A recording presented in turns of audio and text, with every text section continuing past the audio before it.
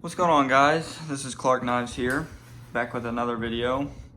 And this is kind of a different type of video for you. I've been coming up with some decent ideas here recently for some videos. So I was just sitting here whittling, and I had a pretty good idea on what I am going to show y'all.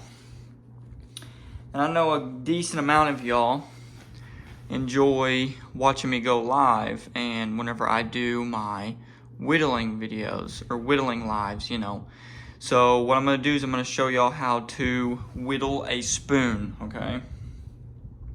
Well, anyways, first off, you're going to need a piece of wood, and you can get you just something like this. This is a branch off of a piece of cedar tree. You can kind of see I've started on this one a little bit. I think I started on this one because this one's kind of messed up, but I'm just going to use this one for example. But anyways, so you're going to need a piece of wood. Any wood will work really, just like your wood from Home Depot. If you're just getting started, you can get some wood from Home Depot, like a 2x4 or something like that.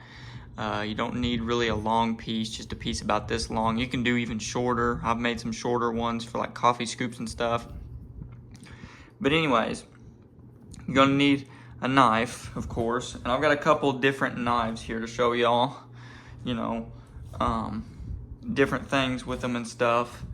So you probably need a chair, of course, to sit down, because this is kind of a sitting down sport, I'd like to call it. Anyways, get you a good, nice little chair. I'm using a lawn chair. And then if you got a shop, that'd be great, of course. Or you can do it outside. I do it, believe it or not, I do it in my house. I just sweep all the shavings up later because I've got concrete floors. I just sweep all the shavings up, throw it in the trash can. We're all good to go there. But anyways, you can do this just about anywhere. As long as you ain't got carpet floors, I think you'll be fine. Okay. So we've already went over the knife, the piece of wood, and you'll need one more crucial thing, and this is called a hook knife. This is going to help you get the bowl of the spoon, like so, the bowl of the spoon.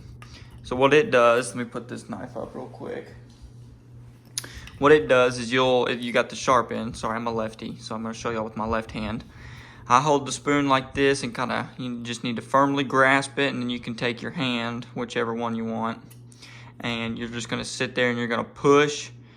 Let me show y'all with this piece of wood now that I've somewhat started on this one. So what y'all can do is you can see how I'm shaving away at these pieces. And now, whenever you first start, you're not gonna be able to just scoop it. And then, like for instance, let me show you on this side. This will be okay. You can start scooping. This thing's getting a little dull on me, so bear with me. And you can see how it's just breaking these pieces away. So what I like to do is I like to scoop it on this side, leave it, and then scoop it on this side. That way you see you're getting a little bit more of a bowl there. Scoop it on that side, scoop it on this side, and then just go deeper and deeper with each cut. And then as you get further, you can move on to this side and everything like that.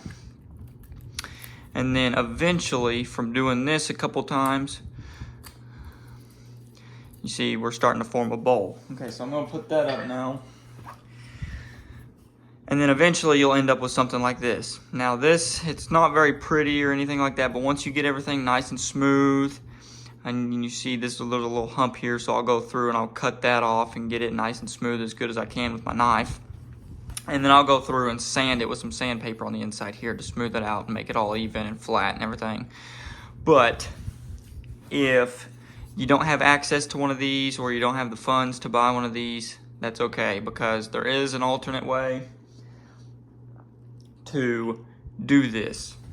And I have done this because I didn't want to get one of these hook knives for a little while, just because I didn't have the funds and I didn't really want to wait for one. So I have made spoons without a hook knife. Let me see if I've got one. I've got this little bad boy here. This was pretty much my first ever spoon, and then I just kind of modified it the other day just because I was bored. And this is a thing that you can do whenever you're bored, whenever you're just looking for something to do. It's fun, kind of relaxing, turn on some music, get to whittling. And it don't even have to be useful. You can just make it, throw it away if you want to. Cool. But anyways, this was my first spoon that I ever made, and I didn't have a hook knife. And this was the knife that I had at the time. So I sat there. One thing you will need that is probably pretty mandatory is a sheep's foot blade, like so, or even a Warrenclyffe will work. Pin blade, I don't think a pin blade will really work that well just because it doesn't have this dull end. Well, anyways, you see you've got that really nice point there, and you can see where I've missed a little bit just from scooping the sides off. You can scoop the side off there. Let me switch hands. Scoop the side off there. And then whenever you get to the front, this one don't really have a front to it. It doesn't go up. But you can go through and kind of try and scoop and round that out with your sheep's foot blade. So that's one way of doing it if you don't feel like getting a hook knife, okay? But what else I'm gonna show you is how I finish making my spoon now that I do have a hook knife. Okay, so you get this, you finish your bowl, this and that. That's pretty fun. And one knife I really have found really useful besides a sheep's foot blade is a trapper. A full-size trapper. And I mean, these are pretty common knives. Most of y'all probably have one. Excuse me. And this is a really nice knife to use while you're whittling because it's big. You can fully grasp it. You can really get in there, and it's not gonna do anything to the knife. Now, with that little medium Stockman I had, you can most definitely use it. It's just you don't have much blade or surface area, so you're kind of having to use a littler knife, and I mean it'll whittle just fine, you see. But I don't know, there's just something about having that extra blade and extra handle that makes it a lot more comfortable, because you can sit there and you can really choke up on it, and you can just, you have more grip, I guess, and strength to take a lot more wood off instead of just doing little bits at a time. And you will need, especially if you get into the harder woods, I know cedar's a pretty tough wood, and then I've done a couple hickory spoons, which hickory's really hard, and you've got to have a razor sharp knife for hickory. Well, anyways, this knife's pretty sharp by itself. And another little tip that I like to get out is, you see how this is kind of flat. If you got a sharp knife, it'll take off all the points and make everything flat, of course. But if your knife's a little bit duller, it's gonna be kind of hard to cut into this flat spot. So what you can do is, you can see how there's a little bit of a point here, and then this is kind of flat. So what you'll do is you'll take your knife and you can shave that point off, like so. Shave that point off until it gets flat, and then what you got here is, since you've made this area nice and flat, you've also got another point here and another point here, so you can go ahead and shave all that off. And it makes it a lot easier for whenever you have duller knives to go on and cut that material off. And see, we've done cut those sides off, so now we've got another point that we can cut. And then you'll just shave down until you've got the handle you want. Now, a tricky part for me, a really tricky part that kind of put me at a little bit of a halt, was whenever I got to the point here, toward the end of the spoon. As you can see here, you got all this excess material that you don't need. So you got to go through and basically shave all this off and form the tip of the spoon. Well, what I ran into, and I don't have another spoon in here to show, but what I ran into was my spoons were way too thick out here because I couldn't get down there. I couldn't, like this edge right here, it's nice and thin, which is why I messed it up, because there's a crack. You can't really see it. This wood was cracked whenever I whittled it. There you go, you can see a little bit better.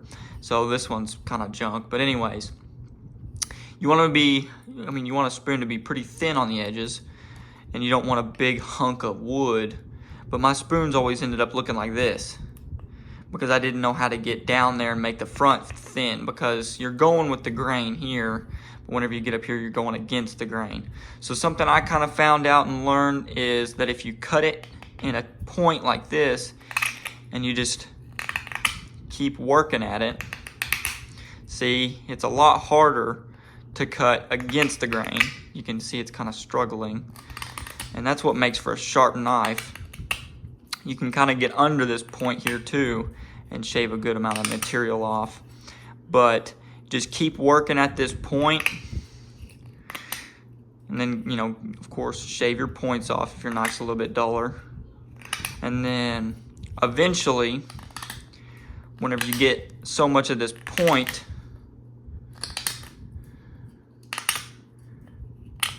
you'll eventually get it to where it's nice and thin, and then you can go and kind of work at this front part here and shave that off. It'll be little bits at a time, but it'll help, it'll work out, and then it'll end up turning out good.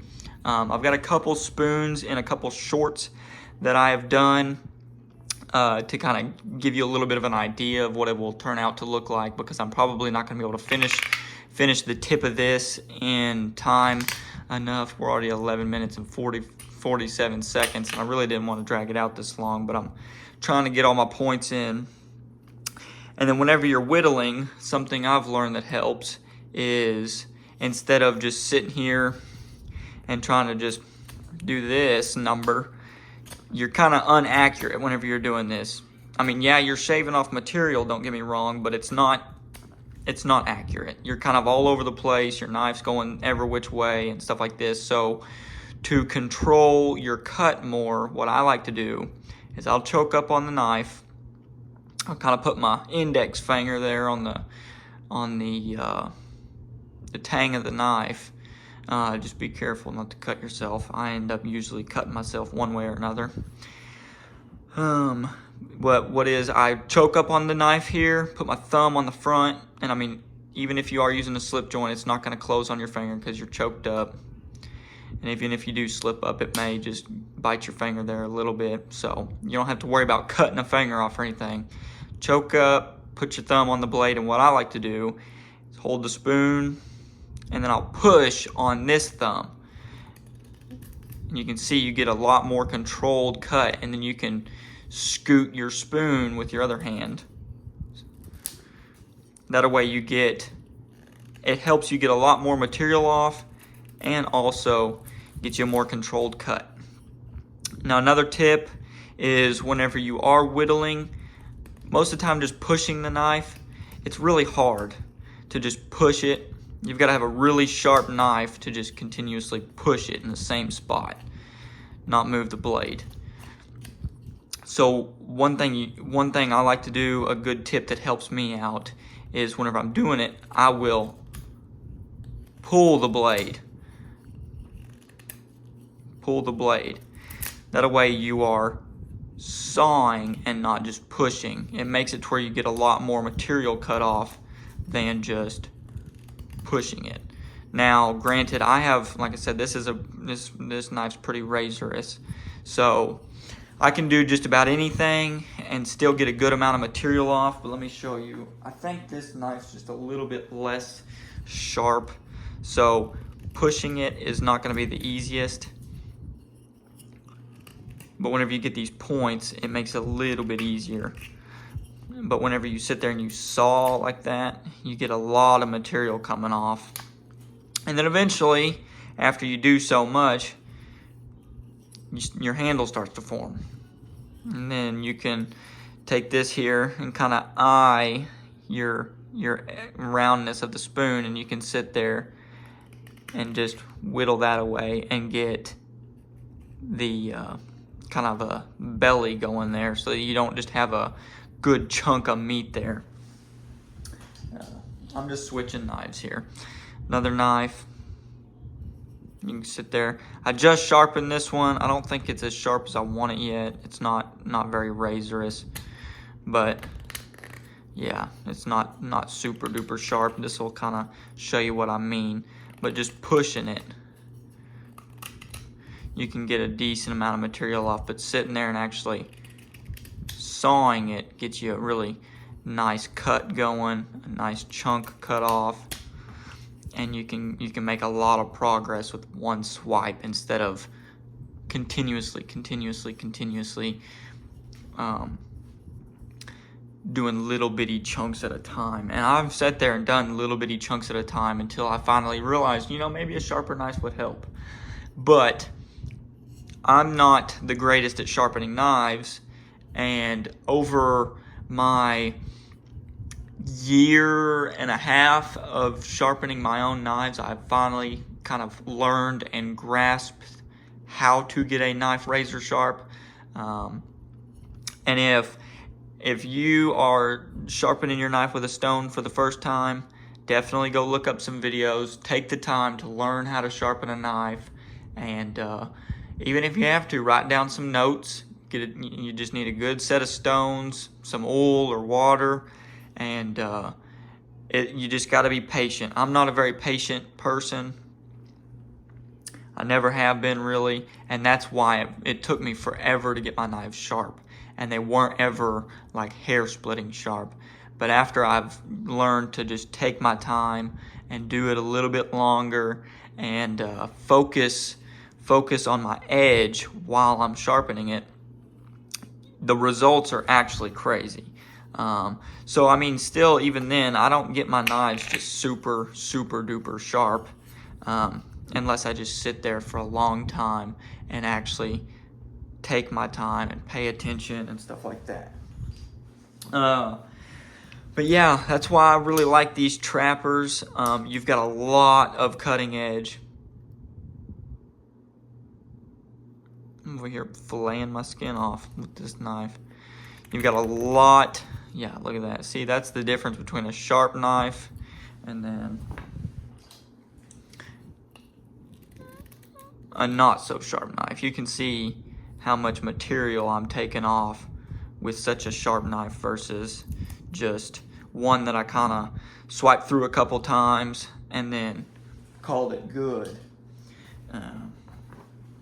But anyways, yeah, we're rolling on 17 minutes now. I really hope this was kind of helpful. If you've got any questions, go ahead and let me know, and I will definitely try my best to answer them. I may make another video on some of the questions if I have to, but I'm going to go ahead and show these knives off just because I know that if I were watching a video of somebody whittling a spoon and seeing the knives, I would want to see the full knife because that's just the way I am. So I'm just going to go ahead and show these knives off for y'all, and then I'll let y'all go. Anyways, this is a case full-size trapper. This is what they call the 54 pattern. Yellow synthetic handles or yellow Delrin handles, and these do have the carbon steel blades, so that is that. And then you may not be able to see it, but USA 3254 carbon steel, and then the 3 is for the handle material, I do believe. So the bones will be 6254, I think, so don't get confused there. And then this little bad boy has been in my collection for a long time. This is the chestnut jig bone medium Stockman. This has the CV blades. I've had this thing for a real long time. It's one of my most used knives. I don't usually carry this much, but this thing has whittled a lot of spoons. So usually whenever I whittle, this is kind of my go-to, just because it's kind of I've used this knife a lot to whittle spoons, so just kind of become my whittling knife, I guess. But anyways, pretty sweet little knife. Like it a lot. And then the reason why I thought of this video is because I was in here whittling with this knife, trying it out, seeing what it was like. I want to get some use on it. So this is my Case Texas Jack. Here, let's see if I can get that to focus for you. There you go. Look at there. Case, Bradford, Pennsylvania, 1990 USA. That's the year, 1990. Pretty good little snap there. I can't even hardly get this pin blade open, really. Okay. And then there's your 6292. There's the bone. Absolutely love this knife. I've been carrying it for, I think, a couple days now. I think today was my second day carrying it because I got it yesterday. I can't remember when I got it. I've either been carrying it for 2 or 3 days. One of the two. But anyways, yeah, I'm probably gonna have to go through and resharpen this one. That's okay though. Getting a little bit of patina on it so far. Not much. I've just been kind of using it whenever I need to and throwing it in the pocket. But I hope y'all enjoyed this video. I hope it was helpful. If y'all got any questions, let me know. I'll probably will not finish this spoon, seeing as how it's cracked, because it's kind of useless now. Either that, or I could finish it and then put epoxy over it. But one last thing before I go, you can use these once you get done. You can use these, you can eat with them, you can use them for food. What I do, I have 2 spoons that I use on a daily that I have made. I use one for a coffee scoop to scoop my coffee into my filters for my coffee pot. And then I use one for my sugar jar. If I've got, to pour some sugar in my cups of coffee or whatever it is, pour it into my little Tupperware thing to pour, But whenever you get your spoon all finished and everything like that, you can use cutting board oil or mineral oil to finish these. You just give it a nice coat, let it dry. I like to put another one and then let it dry again. That way it doesn't split and splinter on you, and then you can keep using it. Would not recommend putting them in the dishwasher. You probably could, but that would probably take the oil out pretty fast and you'd have to continuously oil them. So I usually hand wash them in the sink and then dry them off immediately after. And then after a couple washes, I'll put some more oil on them just to keep them nice and seasoned, I guess. That way they don't start cracking and splitting. Because if you get a piece of wood wet and then let it dry, it'll start splitting. So once you get all that oil out, it'll start splitting. But I hope this video was helpful. I appreciate everybody watching. Go ahead and like, comment, and subscribe, and we'll see y'all next time. Peace.